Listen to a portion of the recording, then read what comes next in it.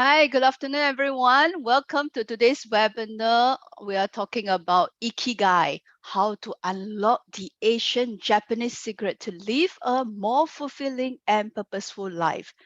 My name is Angie, so I'll be the speaker, and we'll be spending about 45 minutes for me to briefly introduce this concept of Ikigai to all of you. And then we probably have about 10 minutes or so, for question and answer. Okay, just give me a second to admit a couple more and then we'll get started. All right, so everybody can see my screen. Now, I know this is a webinar, and what will be good is that, use the chat function in the Zoom, to interact with me. Like sometimes I might ask a question, you could just type your reply in the chat function. And if you have any question that you feel you want to ask, also put it in the chat function. I will constantly be looking at the chat to see what are the question or what are the comments that's there. All right, so let's get started. Now, I'm sure some of you know you come for this webinar. Maybe you have heard about this concept of Ikigai, or you might have read about the book on Ikigai, because I think now there's really more and more books on Ikigais are now available in the market. So some of you might have heard about Ikigai from somebody, or you read about Ikigai, and you're curious as to what exactly is Ikigai. Okay, now typically I do this in a 1 day full workshop, and what I'm trying to do is trying to, basically condense what I cover in 1 day and take out the essence of it and share in this 45 minutes sharing. All right, so let's get started. I think first thing first is I want to do a quick introduction of myself. I'm one of the associate trainer with Aventis, and myself, once again, my name is Angie. I've been doing training and facilitate. You can't hear me. What about the rest? Are you able to hear me okay? Type yes if you can hear me.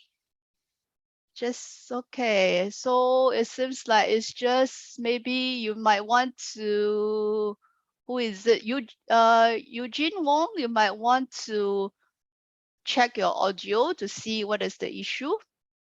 Okay, because the rest is able to hear me.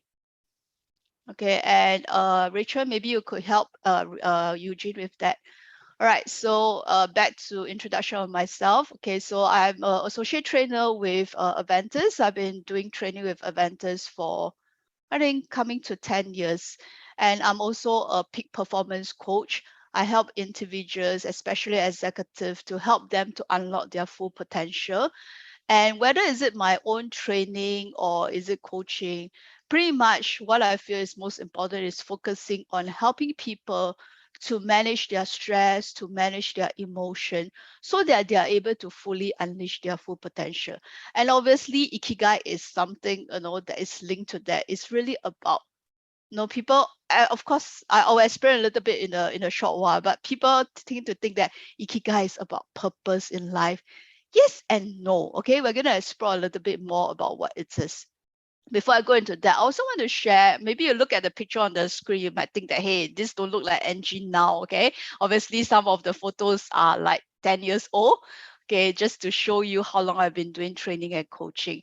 And if you look at one of the picture with me in long hair on the left of your screen, okay, that is a live interview on Channel News Asia, and they indicate there, Angie To, Singapore breath worker. So basically, I'm trained in the breathing technique. It's a conscious connected breathing technique to help one to release stress, emotional issue, trauma. So that is what I use breath a lot with my private client. And also in my training, I focus a lot about how to breathe. And today we are also going to briefly talk about breathing when we move into how to live a Ikigai life. Okay, so let's get started about what is this word Ikigai and what actually is the meaning of it. Okay, and no, before obviously I think most of you will know that Ikigai is a Japanese word. Okay, but before I start to explain a little bit more about what Ikigai means, I want you all to just take this moment to pause and ask yourself all these questions. You don't have to answer me, okay? But these are questions, and you can take a screenshot of the question. If you don't want to start looking into it, you can do it later after the webinar and ask yourself some of this question, okay? Because sometimes I ask people like, Do you wake up, feel that you're full of life and you look forward to your life? Or sometimes you wake up, you wish that you're a totally different person?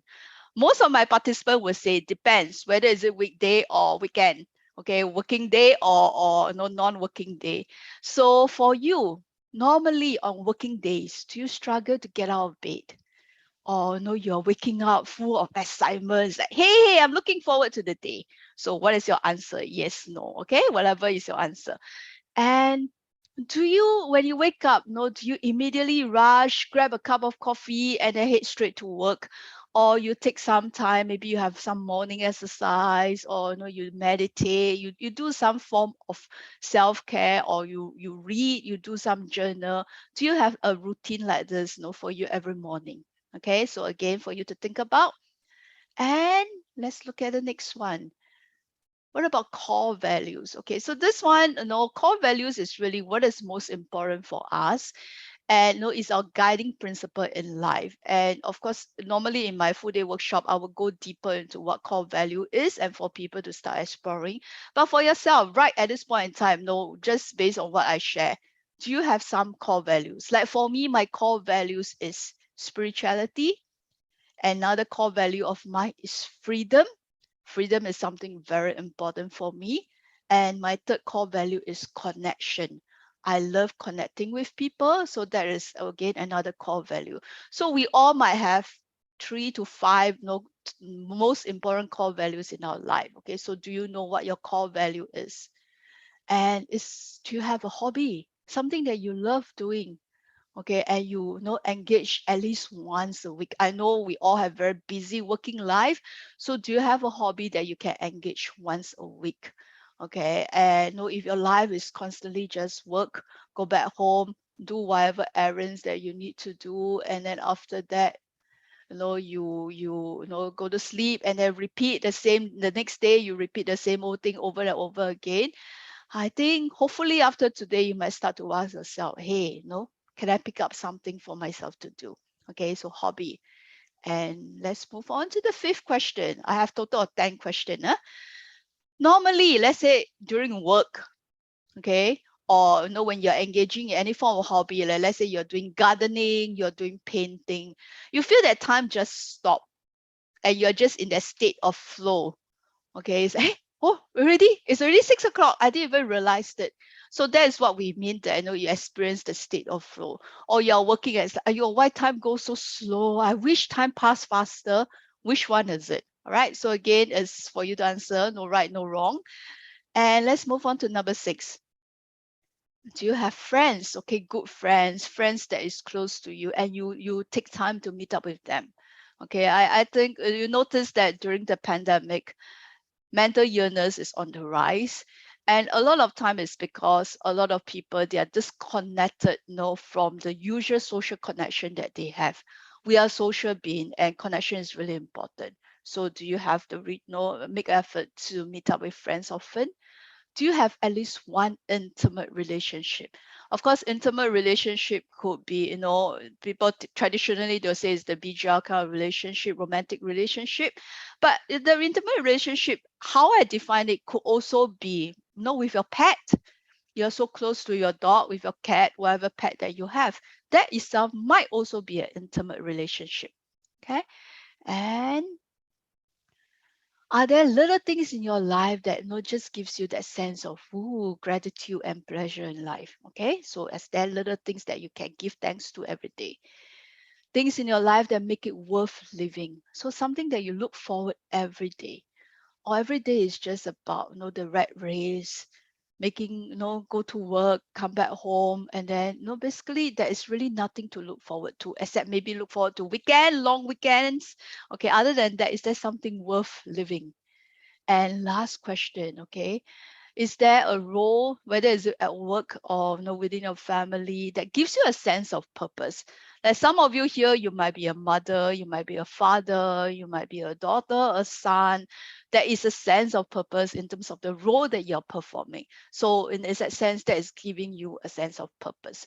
So as I said, this 10 question is something for you to think about, for you to reflect, and something that you might want to ask yourself, because we might be asking, why is it that I start with all this question?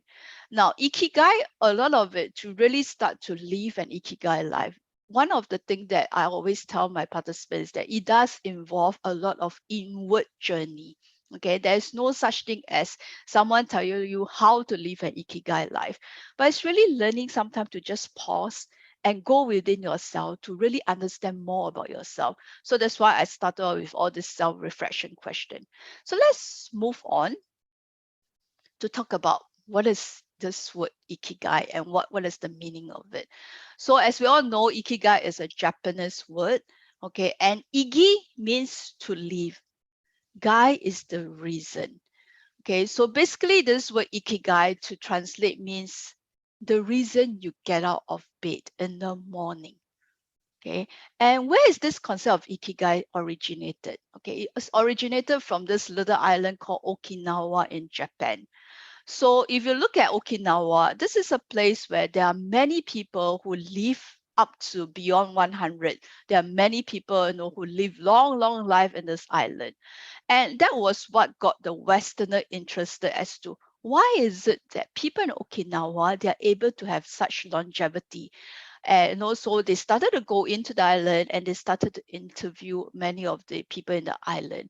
And this word Ikigai kept coming up, Ikigai, Ikigai, Ikigai. So, people start to get curious as to like, oh, okay, what actually is Ikigai? Okay. And that is really how, this word Ikigai, started to spread. And then one book got published, second book. And I think in probably the last 2 to 3 years, more and more books about Ikigai is now out there in the market. Okay. And what I'm going to do first is I'm going to share the traditional way of what the people in Okinawa, how they define Ikigai. I'm going to do that by showing a short video in a short while. And then after that, I'm going to talk about what has Ikigai evolved, okay, over this last, I don't know, maybe 5 over years. What is the difference between the actual definition of Ikigai, from people who live in Okinawa versus what it is right now. So let's start off first by looking at this particular video. Okay, I'm gonna play the video and do let me know if you cannot hear it. This video is in Japanese with English subtitle. Okay, so I'm gonna play, it's just a very short video. And when I play this video, I want you to look at all these people that has been interviewed. Okay, all these are residents of Okinawa, and look at what are their ikigais. Okay, what do they define their ikigai as? Okay, so let's look at this video.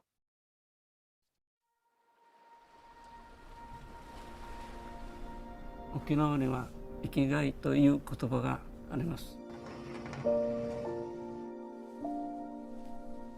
毎朝起きる原動力を与えてくれるものだと思います。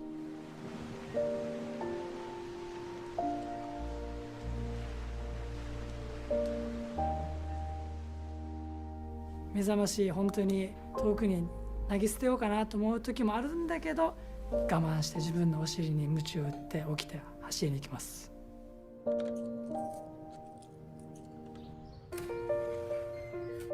踊りの竜舞道場に通っている生徒たちの成長を見るため。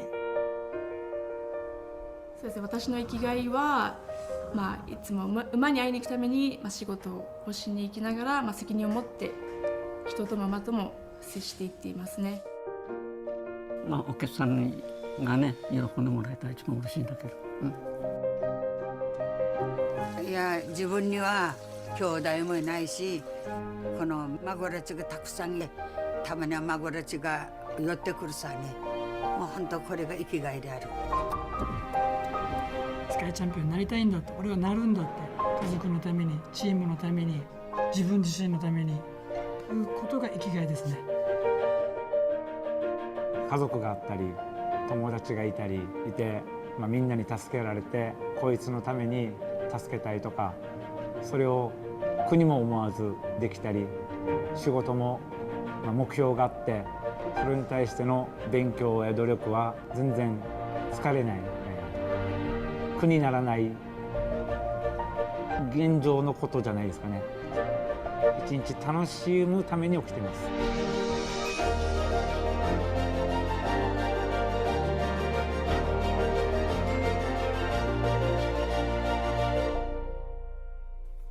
沖縄では、ハッピー毎日が、幸せであればそれで生きがい。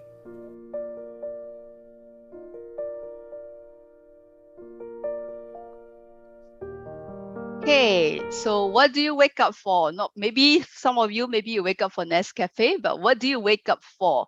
As you can see from the video, some like the granny say, what her ikigai is for her children and her grandchildren to visit.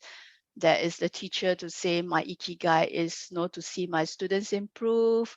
Of course, the lady with the horse talk about my ikigai is my responsibility towards my horse. And then of course there's the boxing, the boxer who said that my ikigai is to be a world champion. So that, and in the video they talk about people in Okinawa waking up every day feeling happy. That is what ikigai is. And for some of you, you might, why do you wake up this morning? A lot of time when I ask this question, people say, I wake up because I need to go to work. But why? Why do you want to go to work? You can choose not to, right? So what do you wake up for? Some of you maybe it's for your children. Some of you maybe it's for your parents. Some of you is because you have a mission, you have a purpose. We all have different reasons why we wake up for, and that is really the original meaning of what ikigai is. People in Okinawa, to them, waking up every day, having something to look forward to, having something purposeful to do, that is really what ikigai is. However, if you were to notice that if you were to Google this word ikigai, most likely what you're going to do is you're going to see a Venn diagram like this that talks about what you love, what you're good at, what the world needs, and what you can get paid for. And then the sweet spot is ikigai. Okay, now if you were to show this Venn diagram to people in Okinawa, they don't know anything about it. Okay, because this did not originate from Japan. This Venn diagram was actually developed later on by a Westerner. So basically, after understanding the concept of Ikigai, he used the Venn diagram and then putting in the purpose and changed the word to Ikigai. Okay, so I mean, nothing wrong with it. This is another way to look at Ikigai. And usually in my course, I will talk about both as well, because I think it's important for us to explore this. However, what can be dangerous when we look at this Venn diagram is that, when people look at the four things, what they love, what they are good at, what they can know, what the world needs, and what they can get paid for. And then, sometimes my coaching client will comes to me and say, Angie, I can't find my life purpose. I don't know why am I living. I cannot find my ikigai. And then they feel depressed. They feel sorry for themselves. So I think it's important to know that, purpose sometimes is something that evolve along the way. Okay, and later I will share a little bit more. But what is interesting when we look at these four elements of the Ikigai, what you love, what you're good at, what the world needs, and what you can get paid for. Now, some of us, we are lucky. Like for me, I would say I'm very, very fortunate that I'm able to, do something and get paid for based on what I love to meet these four elements of Ikigai. But some of us, we might not be able to do that. And that is still perfectly fine. That doesn't mean we can't live an Ikigai life, because you could still be living an Ikigai life by other stuff, maybe your hobby, it could be the role that you're performing. You could still be living an Ikigai life, because basically there's this thing called the half Ikigai. Half Ikigai means something that you love and you're good at and you keep doing it.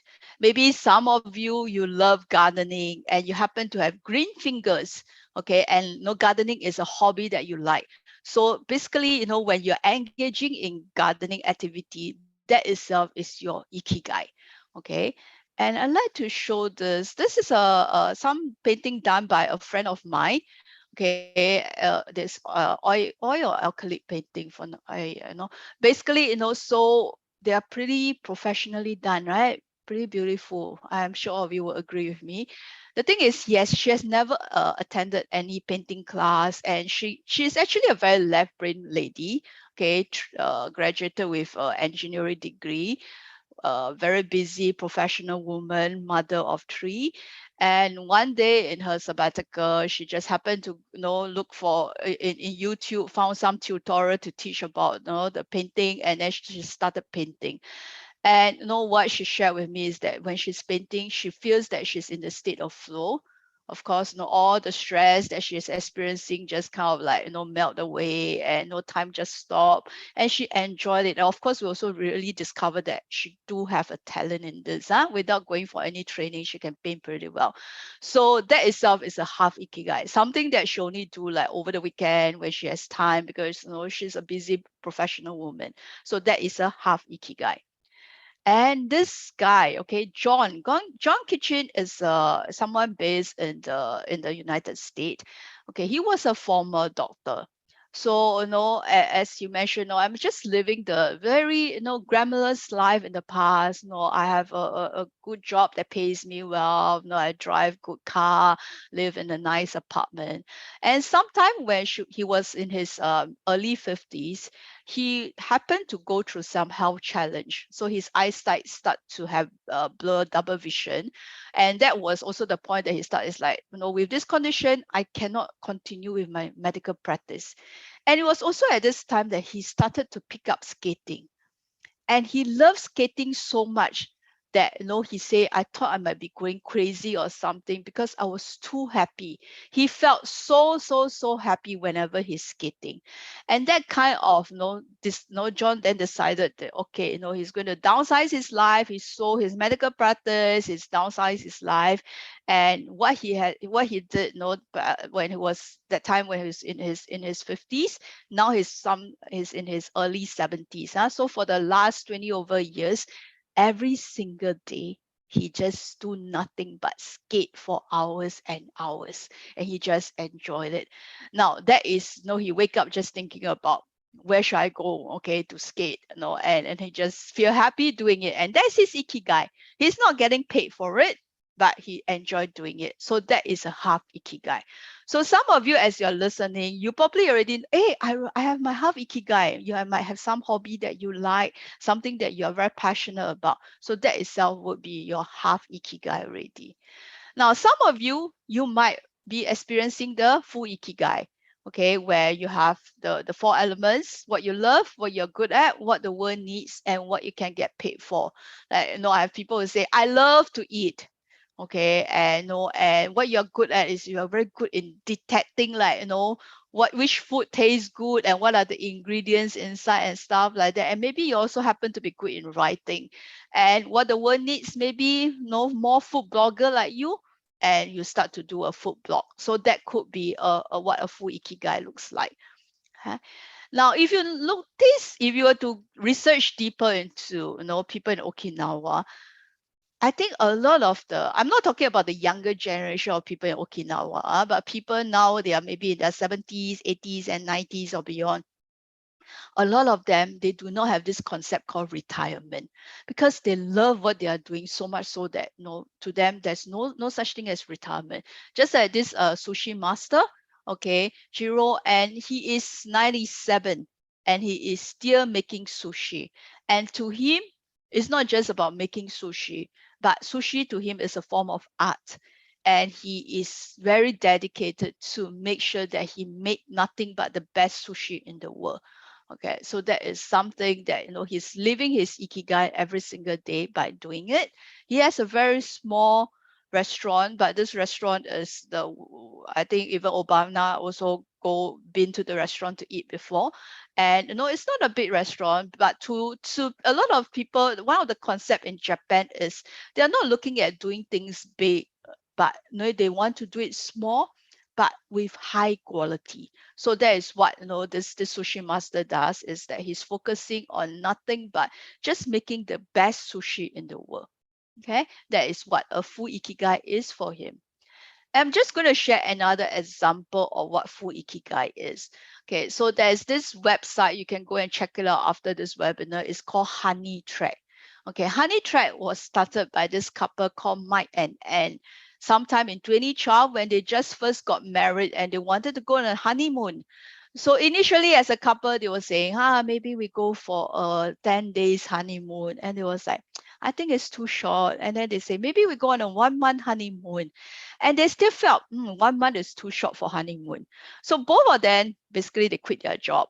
They embark on this thing called a 1 year honey track. Okay, instead of honeymoon, they call it honey track. But obviously, this honey track, instead of just becoming 1 year, it became the world longest honeymoon. Okay, because well, they're on the honey track, they started this honey track website, and now this has become a leading travel blog. Okay, so this probably is the way that they're getting income. And for them, they are ikigai. So sometimes people say, "Oh, I like to travel." For Mike and Anne, for them is really to be able to expose to different culture, to interact with people, to talk to people, and that is what their ikigai is. And they use their own skill sets. Anne is a magazine editor, so she's good in writing, and Mike happen to be a photographer, so as they move around, he can take photo, and he's also a digital media strategy, so they are able to use that to help them to create this website. So that is in a way another kind of someone who lives so-called, the full ikigai, where they are able to do something that they love, they are good at, and the world needs, and they can get paid for. Okay, but what is important is do not be too concerned about this four different elements and finding the sweet spot. I think what we want to do is really learning to live our life based on what the people in Okinawa do. Okay, which is really to live, just waking up every day, having something to look forward to and feeling happy. That is really what we want to move forward. Okay, and this is another example of someone living a full ikigai. Okay, there's this pastry. I don't know whether you all know of this lady. Okay, Melody. So she started doing all this so-called healthy, like pasta and stuff like that, because she has young children and she wanted to make sure that they are being fed healthy food. So now this has become a business. And you can go to her website and find out more. Okay, so there's another example. This one up close in Singapore and someone that I know personally. If you were to look at this hand, can you guess what kind of profession this person is doing? As you can see, his hand is a little bit deformed. Okay, so this is my foot reflexology. His name is Derek. And basically, he has been doing foot reflexology, foot massage, for coming to 40 years. Derek is now in his 60s. Okay, he started, I don't know, make a guess, and in his 20s, okay? And he is so passionate about obviously massaging people's every day is like one after another he will be massaging his customer. By the way, that picture you see is me, okay, being massaged by him. And and Derek tells me is like, I enjoy doing this. I enjoy seeing my customer get better because he's really a very good food reflexology. Okay, don't ask me where his shop is because it's fully booked. He don't take new customer. And basically what he do is day in day out, he is just doing his best to help his client.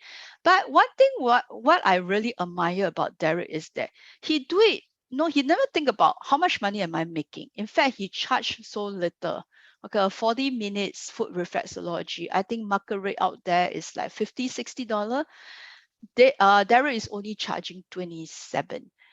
Okay, and what he always tell me is that, Angie, a lot of customer has been with me for more than 10 years and they might not be financially well off, and I want to support them. And also wherever his massage, some customer come with depression issues, some people have this family issue, that family issue. He's also a counselor. He's also helping all the customer with whatever emotional and mental issue. And he look forward to it. He enjoyed it. So in a way, that is his ikigai. Okay, so these are a few examples of what a full ikigai could look like. Now, some of you might go, I don't know what is my full ikigai. Don't worry. Maybe you're already living it without you knowing it. Or maybe you are still in the process of exploring it. Now, finding our full ikigai, I will always mention in my training is not sometimes a straight road. Some people are very lucky, they are able to find it, wow, straight away they know what is their food, what is their ikigai. For some of us, it's a zigzag journey. Okay, you might have to go through a process before you actually find out, okay, I know what my full ikigai is. And for some of you, maybe you're currently happy with your job, a stable whatever that you're currently doing, but you might be exploring what to do next when you retire. Because a lot of my workshop participants, when they come for this ikigai workshop, is to think about what's there for me, life after my retirement. What do I want to do next? So, so again, then there's the process of discovering what you want to do. Okay. Unfortunately, of course, because this is just a 1 hour webinar, we will not have a chance for me to guide you in terms of exploring your ikigai. Okay. But something for you to start thinking about. But I want to go back to, okay, the first original, what the concept of Ikigai is, for people in Okinawa, and to demystify this Ikigai. Because so if we look at people in Okinawa, when they talk about Ikigai, it's not about money, it's not about work. It's just, what is it that when you wake up, what is it that you look forward to? Some of you wake up, you look forward to making sure that your children are safe. Some of you want to make sure that your children have well-balanced meal. Some of you look forward to your exercise. Some of you look forward to, being able to contribute in the work that you're doing. So it might not necessarily just be work or money. And it need not be, Ikigai need not be that one big purpose as we seen in the evolved concept of Ikigai, that I need to find that one big purpose, and that purpose has to be so big that otherwise, I'm no longer living my Ikigai. No, not necessary. Remember the video, like some of the things can be so simple, is that when my customer is happy, I feel happy, and that is my Ikigai. I remember reading somewhere, there's this guy in Japan. His ikigai is he runs a restaurant, but in that restaurant, he do nothing but just focus on cooking rice. And his ikigai every day waking up is thinking about, how can I cook the most perfect rice? Okay, and that is something to him, that is his ikigai. And then to some of us, it's like, rice is rice. How difficult can it be? Pour water and you just put into the rice cooker and you cook rice. Okay, but to him is that there's a science and art obviously behind it, and is how to perfect that, and that is his ikigai.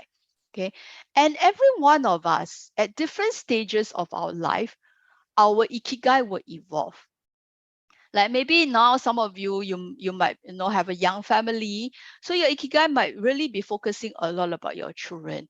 Or some of you might have elderly parents, your ikigai might be focusing a lot about your elderly parents.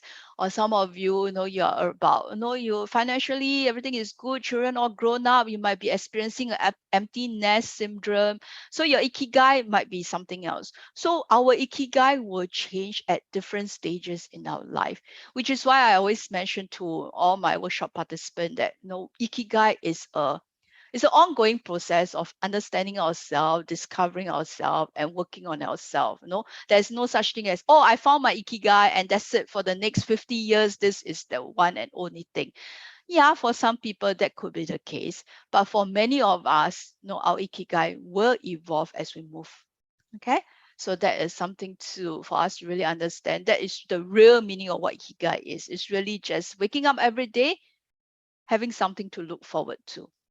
Okay, and if you were to look at this quote, is from this book called The Little Book of Ikigai, by this author called Ken Mogi, and he say ikigai could be something very small, like having a cup of coffee and chocolate, and it's something that makes your day go on. So for some of us, when we wake up, is looking forward to having a good cup of coffee. That could be your ikigai.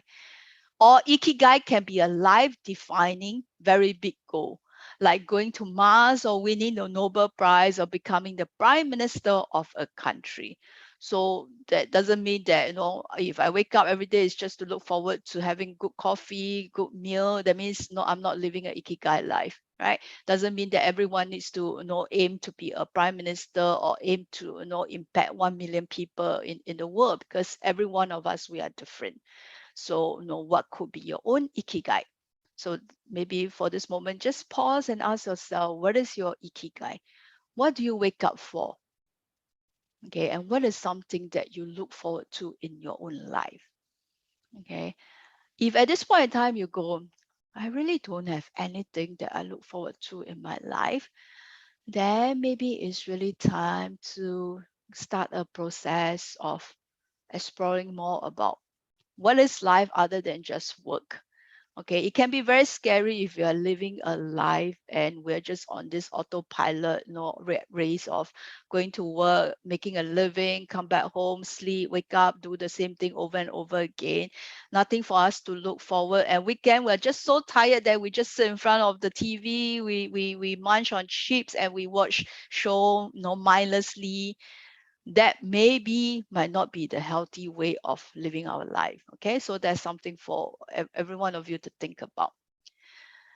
Now, I want to share a little bit about how could we start living an Ikigai life, okay, in the next so I have listed here, there's this 10 things that we could do to start to live an Ikigai life. Obviously, because of time, we will not be able to go through all the 10 things, but I'm just going to focus on probably four to five, okay, depending on how much time I can cover. And the rest of it, if you're interested, if you do have a chance to come for my workshop, you will discover more. Okay, so the first one I want to talk about, which I feel is really, really important, is your breath. Now, to live an Ikigai life, like you look at people in Okinawa, they live to, no, it's common to see people in their 90s and still very healthy. It's common even to see people who live beyond 100 and they are still relatively healthy. Obviously, like I said, this is the current generation of people in Okinawa. Now, the younger generation of people in Okinawa, they are being influenced pretty much by the West, with the Western culture. They start to also eat a lot of fast food, and the lifestyle has also started to become more like Westerner. So I'm beginning to wonder, like maybe 50 years later, like now all the youngsters, they start to grow up, will they still be able to, like, their grandparents, their parents, to live to a long age? That's something for us to explore in the next 50 over years. Okay, and you notice that people in one of the tips of longevity is the power of your breath. Harness the power of your breath. Okay, if you are able to breathe well, you're able to send more oxygen to your body, and especially to send oxygen to your brain. And that is really something very, very important. If you notice that sometimes, because we are stressed in this rat race, we either start to breathe very fast, or sometimes your boss come in front of you and you kind of like you hold your breath, okay, wondering what your boss is going to do. Now we tend to do that a lot in our day-to-day life. I would say that 80% of the world population, we are not breathing correctly and we're not taking enough oxygen. Okay, so what is interesting about the breath is something unconscious.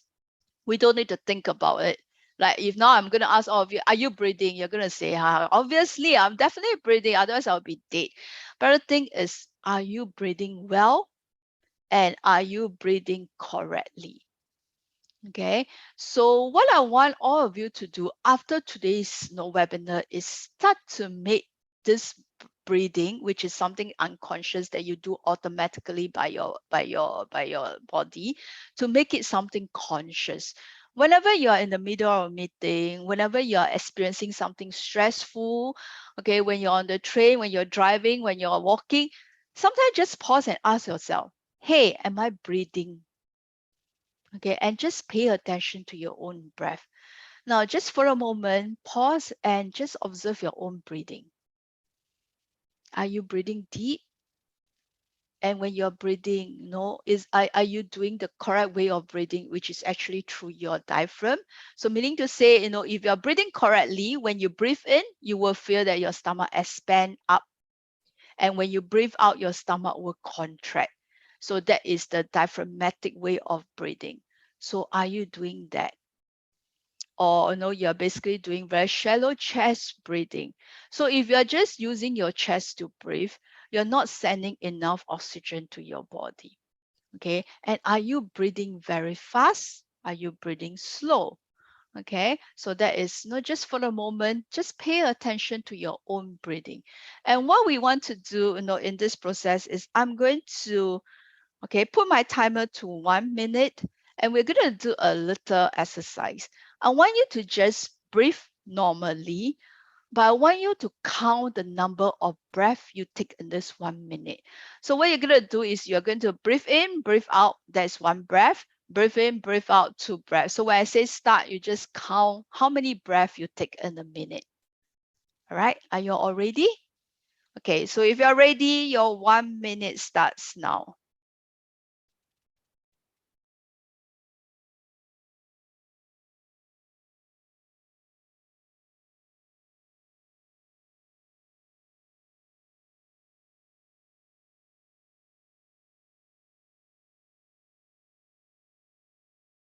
Just breathe normally and count your breath. In and out is 1 breath.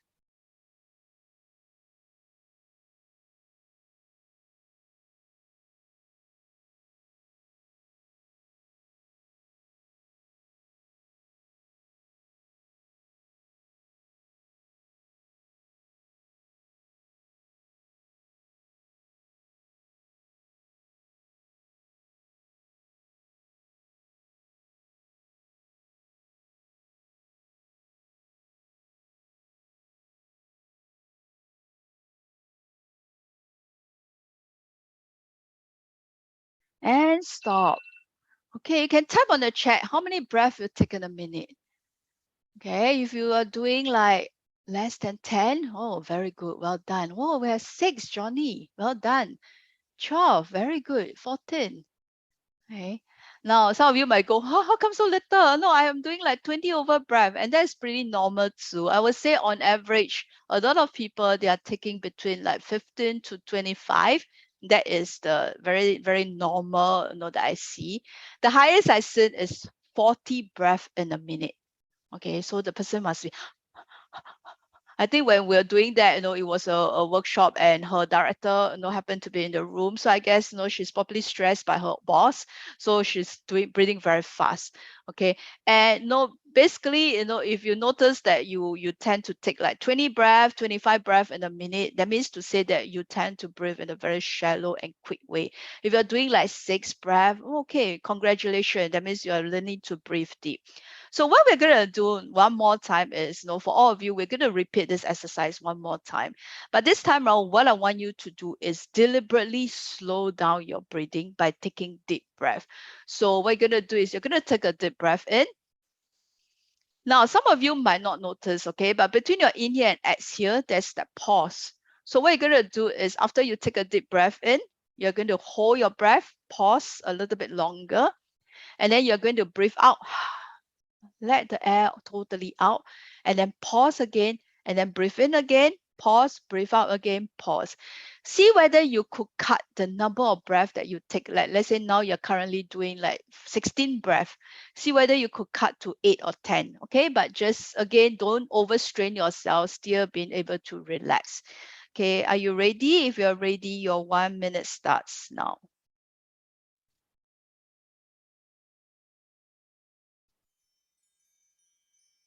Slow, deep breath.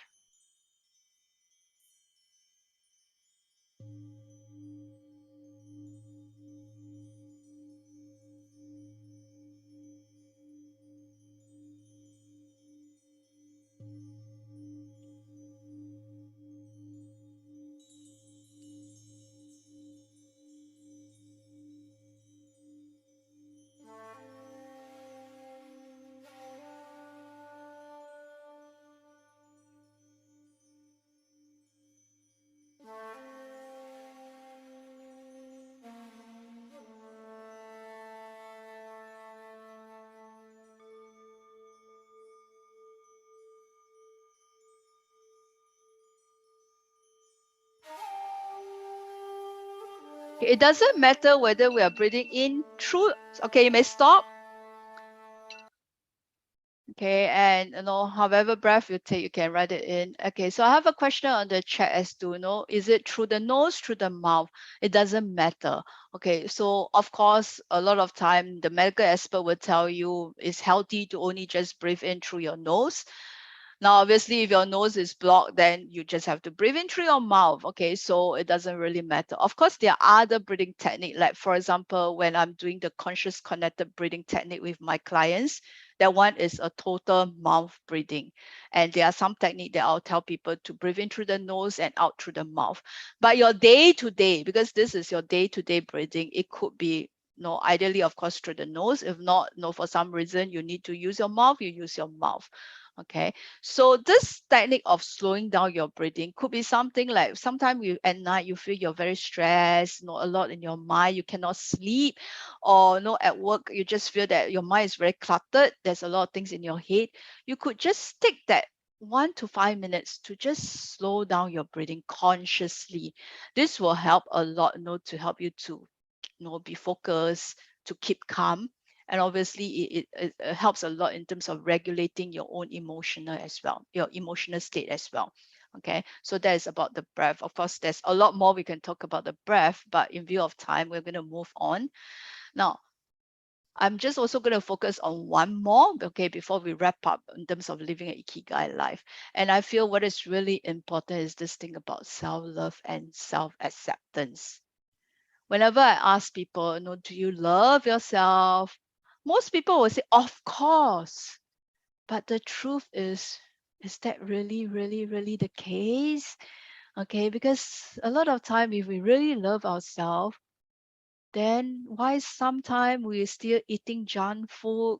Why is it that we don't exercise? Why is it that we put other as priority instead of ourselves? Why is it that we judge ourselves? Why is it that we keep criticizing ourselves, saying that I'm not good in this, I'm not good in that? If you are doing all those things, maybe you're not loving yourself enough, right? And you're not putting yourself as the priority. Now, it's important if you look at people in Okinawa, okay, they focus a lot. Like there's a book that they talk about the lifestyle of people in Okinawa. Of course, there are things like making sure that they eat healthy food. And one thing in Okinawa is that they use very small plates to serve the food to make sure that they don't overeat, and they move, they have good social connection. So these are things that people in Okinawa do. And for us, in terms of self-love and self-care, what are some of the things that you do every single day to make sure that you love yourself, you take good care of yourself? Because I'm sure most of us we charge our phone every single day, right? And when our phone battery low, quickly find a charger, I need to charge. So we don't allow our gadget to run low on battery. But a lot of us, we are living life running low on battery. Okay, we are busy focusing on making money. We are busy focusing, taking care of other people, so much so that we forget about ourselves. And really, self-care and self-love is a priority. Okay, it's not something that only when I have time. When my children grow up, then I have no time for myself. The sad story is a lot of people, they didn't have a chance to wait until their children grow up. Okay, before that they already been diagnosed with some illness and some other issue. So it's important to make sure that we take good care of ourselves by making sure we eat well, we sleep well, we drink enough water, we exercise. And these are little things that will help us. If you notice that on days that you had a good night's sleep, you will wake up feeling somewhat more peaceful, more happy. On days that you don't sleep well, you wake up, you feel very grouchy, and you just a little bit people do, they will start to trigger you. So that's why it's really important to think about what can you do in terms of your self-care and self-love, so that you're able to feel good about yourself. Okay, now, what I'm going to do to end today's webinar before I open up for a Q&A is I'm going to share a little bit about the top 5 regrets of the dying. Okay, unfortunately, because of time, I'm not able to cover all the 10 items I have in terms of living an Ikigai life. But as I say, in future, if I have a chance to come for my one-day workshop, we will definitely go more in detail. Now, this top 5 regrets of the dying, some of you might have heard of it. So this was collated by this nurse called Bronnie Will. What she did is that, she was working with people who are terminally ill, okay, people who probably left with, I don't know, 1 week, 1 month before they leave this physical body. And she starts to interview them and ask them, now you're coming towards the end of your life. What are some of the regrets you have? So she collated the top 5 regrets of the dying. Let's look at what are the top 5 regrets of the dying. First one, I wish I had the courage to live a life true to myself, not the life others expected of me. Okay, a lot of time we are living our life. Sometimes, people, they live their life based on what society, what their parents, what their religion expected of them. It might not necessarily be what they want. Maybe some of us, we want to pursue a totally different life, but because of what society expected of us, we stop, we cannot do it. So, this is one of the top regrets of the dying. So that's why, in my top, the 10 tips about living an Ikigai life, one of it is about this thing called free yourself. Free yourself from the shackle of the past, from other people's view, from your own limiting belief. I think that is really something very important. And let's look at what is the second regrets of the dying. This one, tell your boss, okay? I wish I didn't work so hard. So I think, especially in Singapore, we're living in this culture where everybody is working super, super, super hard. Now, there's nothing wrong with working hard. I work hard too. But the thing is that then, do you prioritize your own self-care? Do you prioritize your connection time with your family, with your friends? Or your life is just about work, work, work, work, work? Like I have a coach, a top executive in a company. He works 7 days a week, and every day on average is about 15, 16 hours. That is the duration of time he worked. His health got affected. His relationship with his family got affected. And I guess a lot of people, at the time when they maybe been diagnosed with some terminal illness, and they just go, I wish I didn't work so hard, right? So this is, again, the second regrets of the dying. And the third one, I wish I had the courage to express my feelings. So, a lot of time we might want to either to tell someone I love you, or maybe you have certain issue with the behavior or the way your colleague, do certain things, but we hold back. We don't express it out. So a lot there's a third regrets of the dying is to be able to just speak up, have the courage to express out what you want to say. Now, express out what we want to say doesn't mean that we need to be rude, doesn't mean that we end up hurting other people, because there's way that we could do it, using like non-violent communication, using assertive way of communication. The fourth regret of the dying, I wish I stayed in touch with my friends. So remember, this was one of my self-reflection question, right? Stay in touch with friends, especially sometime, if you happen to be, starting a young family, we're so busy looking after your family that, we start to, lost touch with friends, and then you realize, hey, no more friends around. And we are social being. The need for connection is really very strong in every one of us in order for us to be healthy. So do make sure that we have the time to stay in touch with friends. I'm sure here when the people who are dying, when they talk about this, they are stay in touch doesn't mean stay in touch by looking at their Facebook posts, Instagram posts, but really whether it's a phone call, meeting up, that is what they hope they have done more. And the fifth regrets of the dying is, I wish I had let myself be happier. Now, I'd like to end the webinar by saying that, if you, whether you agree with me or not, but actually happiness is a choice. Like, what people in Okinawa say, every day wake up feeling happy is Ikigai. So every one of us, after today, every day we wake up, we can make that decision. I choose happiness. We don't have to wait until one day, whether is it 40, 50, 60 years down the road, and we say, at the time when we're about to die, we say, I wish I let myself be happier. Because right here, right now, we can choose happiness. Now, doesn't mean when I choose happiness, there's no obstacles, there's no challenges, there's no adversities in my life. I also have my adversities, challenges in my life. It's just that I choose happiness because I know that by choosing to be happy, it will help me a lot in coping with whatever challenges that I have in my life. So with that, this is what we're going to share about what Ikigai is. And this is really a very condensed version of explaining Ikigai in a short, like 1 hour duration. So hopefully you learn something through that process. Now, and you take away with something that you could start applying in your day-to-day life, so that you're not wasting that 1 hour of your time not listening to me. And if you have any question, this is a good time now to, you can either unmute yourself and start to ask, or you could just type in the chat and then I'll answer the question. I also like to share that I do have the next intake of the Ikigai workshop, run by Aventis on the 24th of May at Holiday Inn Orchard. So if any one of you is interested, you may scan the QR code to register, or you may contact Aventis for more information that you like to inquire about. So any question, anything that you'd like to ask? I can probably take 1 or 2 questions, okay, before we end this webinar.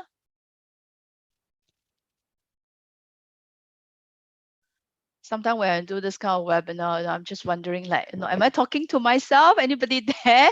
Okay. So any question, whether you want to ask about, what Ikigai is like for people in Japan, you want to ask about the breathing, anything, this is the good time to ask. Most welcome, Andrew, Aries, yeah, VK.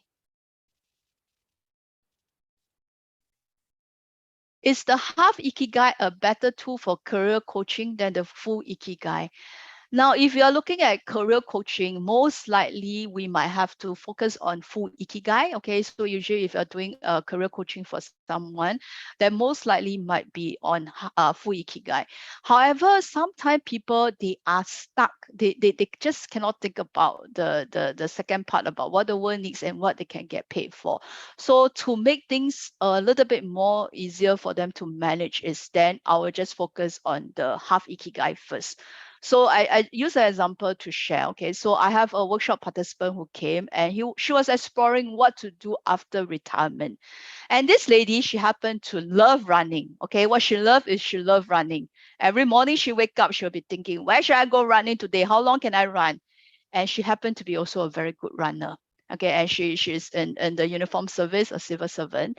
So what she did was then she was like, what can I do after I retire? So we're exploring her half Ikigai. She loves running and she likes to run and she runs well.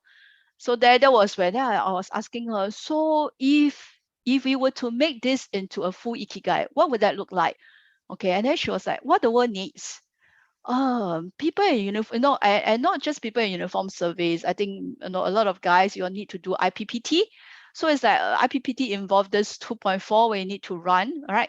So that some people, they're not good in running, they might need a running coach to run beside them to give them moral encouragement or physical encouragement, whatever they need. So it's like, maybe I can be a running coach and run with people.